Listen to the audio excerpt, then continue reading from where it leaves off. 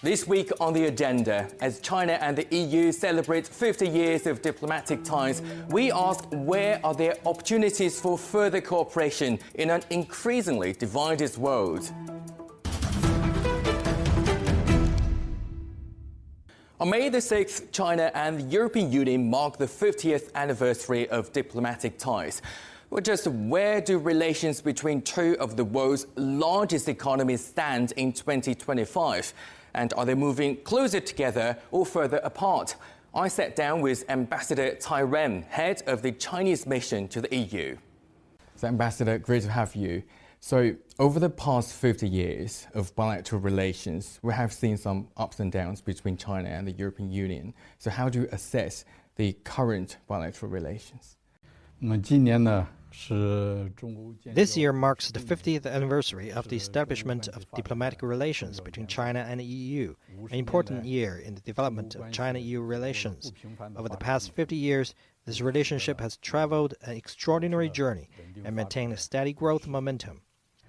In 1975, China established diplomatic relations with the European Community, the predecessor of the European Union.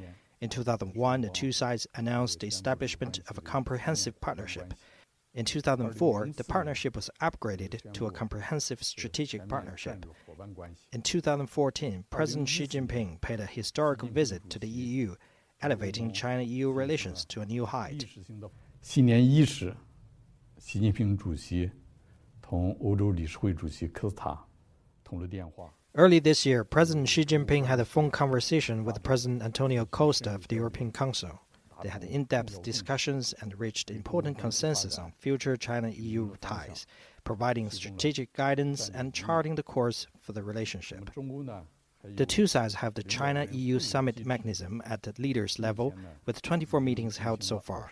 We also have established 5 high-level dialogues in strategic, economic, and trade, digital, environmental, and climate, and people-to-people fields, along with over 70 consultations and dialogue mechanisms. The past 50 years has witnessed more practical cooperation. When China and the EU established the diplomatic ties, their trade volume was only $2.4 billion, and bilateral investment was nearly zero. As of 2024, according to Chinese statistics, the trade volume has reached $784.8 billion, and the two-way investment in stock has hit $260 billion. The China-EU Railway Express has made over 100,000 trips, connecting more than 220 cities in 25 European countries.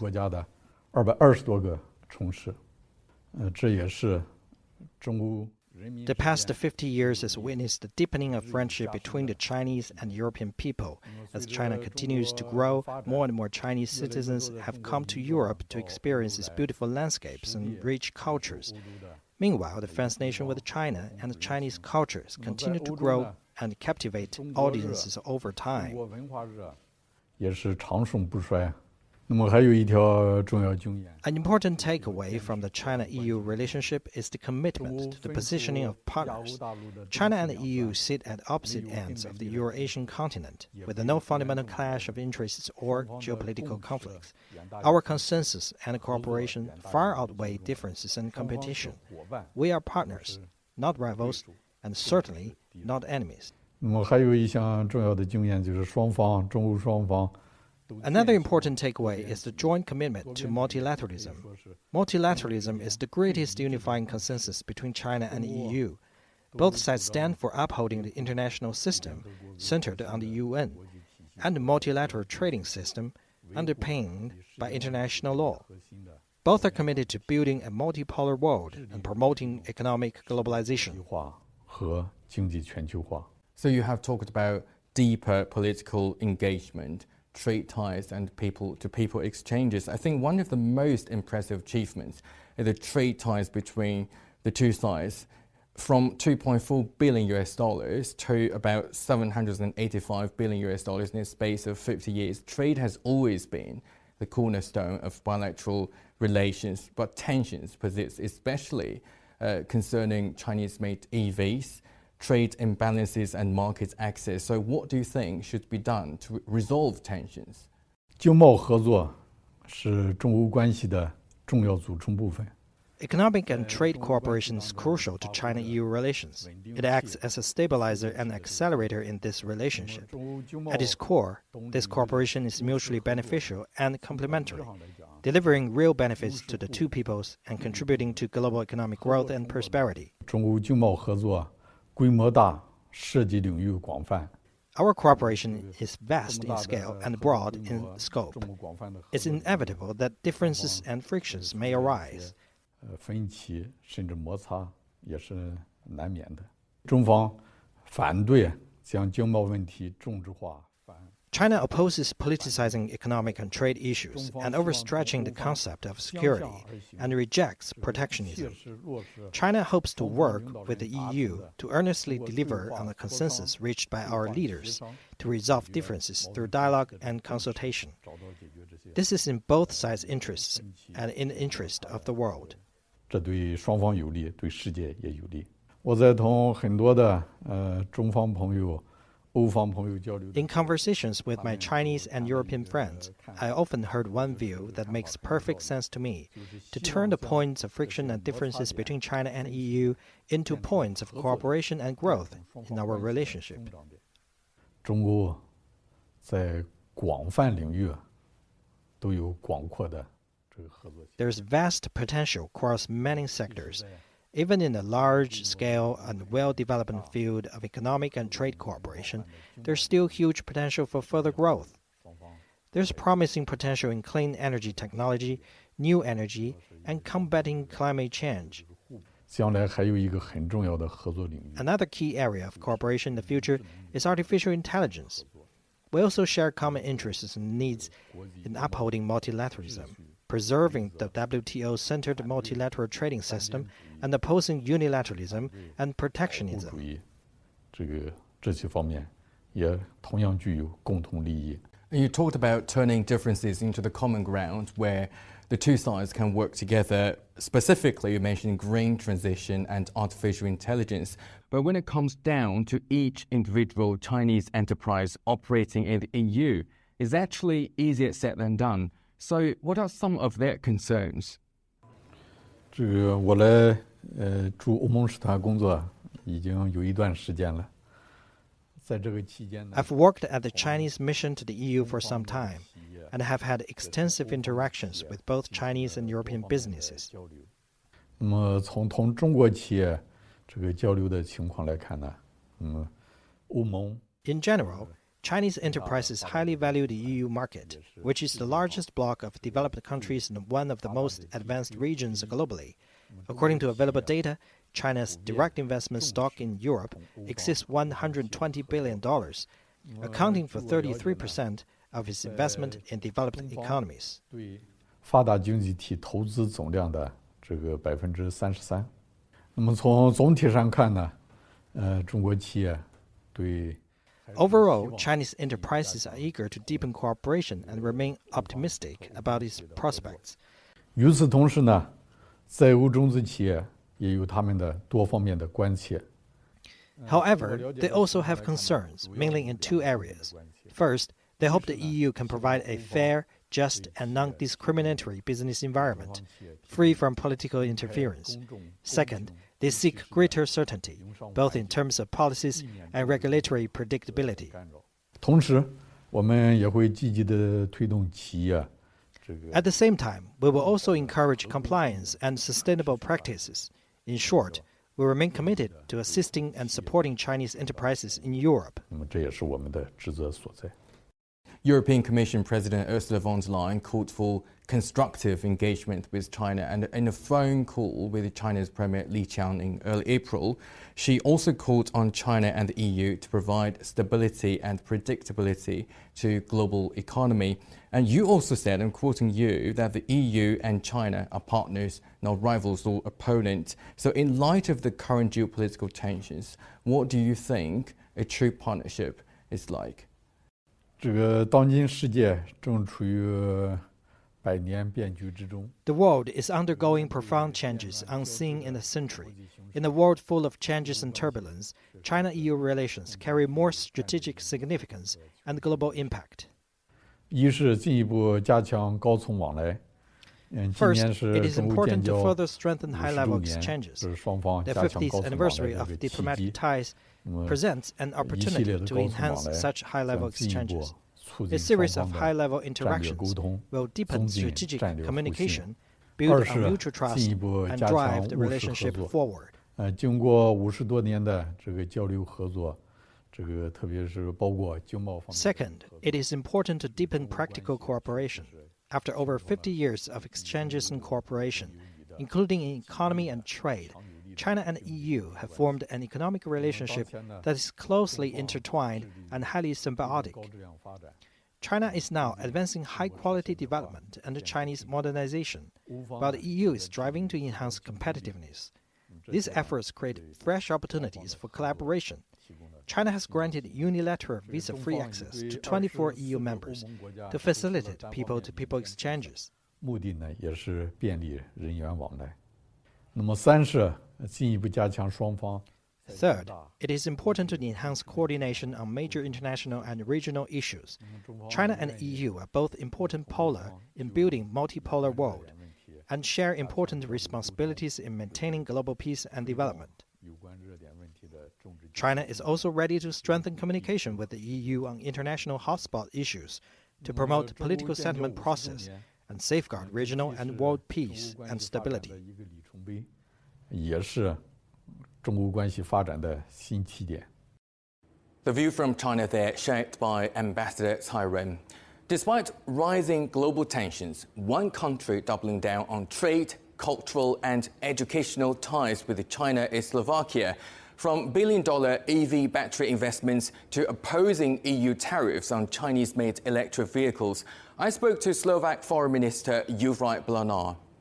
Slovakia can be so-called of a gateway for the Chinese to European Union. We have some experience already from other countries which started to do the business in the European Union, especially in Slovakia.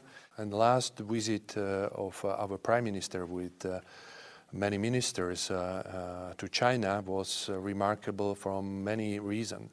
We want to strengthen our cooperation, not only on trade, but also the cultural, educational level, and also people to people, which is very important. So this year we will host the first ever intergovernmental coordination committee, for example, and we will also set up the working group for investment and economic cooperation between Slovakia and China. And also we would like to easing the issuing the visa for a special Chinese group doing the business or investment in Slovakia. So we're expecting closer trade and economic cooperation Definitely. between the two countries. Definitely. Have you ever faced any pressure from your EU partners, given that you have been deepening economic engagement with China? And do you think it's very much of a balancing act for you? From the political point of view, of course, there are some discrepancies because some countries are very, let's say, in a different position as we are. But from the trade point of view, I think there is a very mutual understanding that the China is a very strategic partner for Slovakia and also European Union. And of course, the problem is that the EU-China deficit is more than 300 billion. So what we want to do is just rebalance this deficit and to find a mutual and fair cooperation.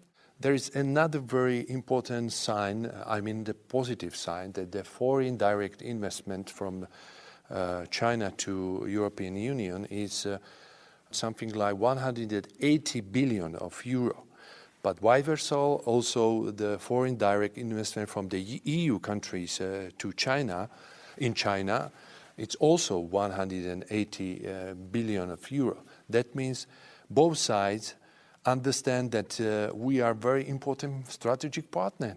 So you mean both parties are aware of the context Definitely. when it comes to foreign direct investment? But let's talk about China and Slovakia's bilateral investment. They do have common ground in green transition. Right. One of the examples is Goshen High-Tech's investment in the country is worth about $1.3 billion US dollars. It's one of the largest investments the country has earned in history. So how do you see this collaboration benefiting Slovakia and China?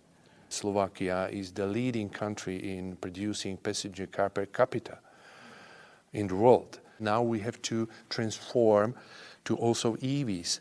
And one very important part of this production is the batteries. And China is most developed with the technology of producing the batteries, and Goshen is one of them.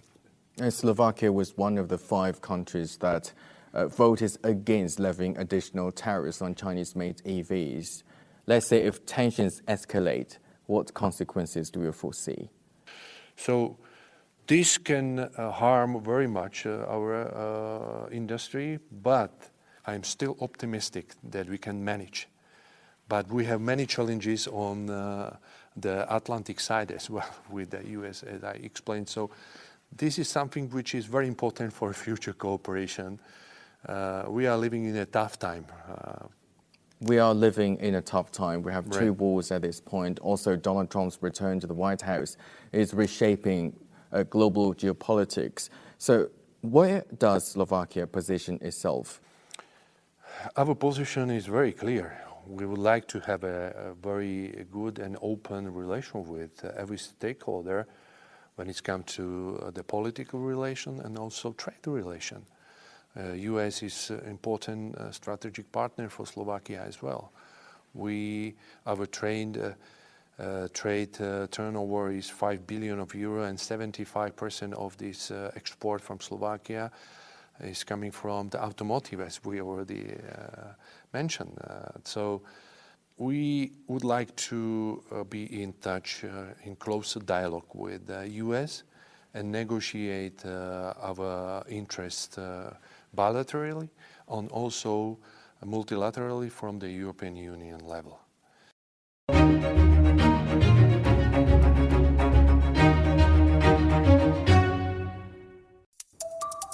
Welcome back to this special edition of The Agenda as we mark 50 years of diplomatic relations between China and the EU. Amid shifting geopolitical currents and growing trade uncertainties, Portugal is navigating a careful path between Brussels' de-risking strategy and its own national interests. Portugal's Minister of the Presidency, António Leitão Amaro, told me why Portugal would like to be a bridge builder in a world of rising trade tensions. I would say the bilateral relationship is really good. The foreign investment and trade are growing. Then on social and cultural level, the rise in tourism, I would say now Chinese people know Portugal better than ever. At political level, we are 2 different countries with their own governments with different views on many aspects, but high-level interactions have been happening both at economic, social, and political level. The relationship is now a good one. As the 2, China and the EU, mark the 50th anniversary of their diplomatic ties, what role do you think Portugal plays in shaping China-EU relations? I would say very, very important. Not only because Portugal is a country in Europe where there is a very important economic presence now and interaction with China. We have been showing for, I would say, centuries, a very significant role as a builder of bridges. I would say in a moment of tension, this capacity of Portugal to build bridges and to have bridges already built with China will be very important to bring together 2 of the largest economic, political blocs in the world nowadays. And let's talk about bilateral investments. We know China is a growing economic partner of Portugal, and the country's direct investment in Portugal reached an historic high last year. It was about $4.3 billion US dollars, making Portugal one of the largest recipients of Chinese investment, especially in Western Europe. What do you think led to the growth, and in what sectors specifically? Indeed. This wave of foreign investment of China in Portugal started about 12 years ago. I was also in government at that time. And it was a combination of domestic factors. Portugal was going through an economic and financial crisis. So different sectors were changing hands and put up, in many cases, into public tenders and public competition to attract the foreign investment. And Chinese companies came at that time. So that's a combination of that. And on the other hand, the fact that Portugal has several strategic sectors that are very interesting for countries that are looking for building green transition, digital transition, and so those sectors where it started were mostly energy related, financial services, insurance sector. It started from there, but then it has been growing and expanding to other sectors: construction, transportation, both bus, electric vehicles, now batteries-related investments. And during Portuguese Foreign Minister Hang Zhou's visit to Beijing in March, both parties highlighted some of the areas where both countries can probably have deeper cooperation, including trade, economy, and green transition that you talked a lot just now. So what specific opportunities exist for both countries in green technologies, and how is your government facilitating green transition? Mm-hmm. So one message important is that Portugal is, in the world, one of the countries that produces more electricity out of renewable sources. We started that green revolution about 2 decades ago. So we are very strong on solar, we are very strong on wind. I would like also to bring attention to our access to the sea, to the Atlantic Ocean. We have one very large maritime port in Sines. It's not the only one, through which can pass and go to Europe. This conjunction of well-educated people, renewable resources that we have at home, plus the geographic location are a combination that is very interesting to invest in. So both countries are quite strong in green transition. CALB, that is an EV battery maker from China, invested about $2.2 billion US dollars in a new EV battery factory in Portugal in February. It is set to launch in 2028. And Portugal has secured many Chinese investments, and it's still in the China proposed Belt and Road Initiative. Do you face increasing criticism from your EU partners, given that the EU is adopting this de-risking approach towards China? Well, I would say that's of course a delicate issue. When we know where we are in Europe. We cherish the European values of freedom, democracy, respect for human rights. We have a very strong Atlantic relationship with the United States, but we also have very important historic and present economic, political, and social relations with China, with African countries, with Brazil. We don't want to be closer to one against the other. So that's the reason why Portugal abstained from voting on additional tariffs on Chinese-made EVs. So we benefit from open trade. We benefit as world a lot from globalization. We know that we have groups of people within our societies that suffered in those economic sectors that were left behind, that lost jobs and lost economic opportunities against foreign competitors. We know that. Of course, there are moments where tensions escalate so much, and then we have to team up with our closest allies. Still, we think this is a moment where we can still save the world from unstoppable drive of global tension and both economic and military tensions. Yeah, as you said, we're witnessing more tensions now. Donald Trump has announced sweeping tariffs on many countries across the world, reciprocal tariffs in his words, including the US traditional allies like the European Union and Portugal, of course. How do you think that could impact Portugal's economy, given that the United States is still the largest single export market for your country? So the impact in terms of the Portuguese economy is very asymmetric, because we have some areas that are very exposed to trade, to exports to the United States.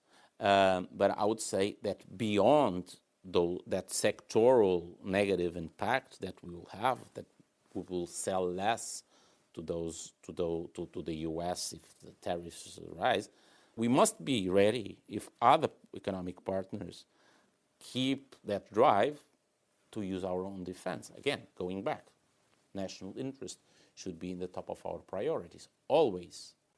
And do you think that could potentially change Europe's de-risking approach towards China? Well, I would say it depends on the behavior of all actors. We must understand the fears that all governments have and be able to dialogue more and to see that we have gained. See the growth in China over the past 30 years. China is a good example of that, of how global trade, global order, international law can be beneficial for everyone. With or without the trade wars, we should, and I think we as Portugal, as a pivotal player in the European scene, we will work towards increasing relationship between Europe and China. So I would say de-risking, but also de-escalate tensions. Try to reduce both. Coming up on a future agenda, 80 years after the end of the Second World War, is it time to rethink the way the world works? But for now, from me, Jianhua, and the whole agenda team here in London, that's goodbye.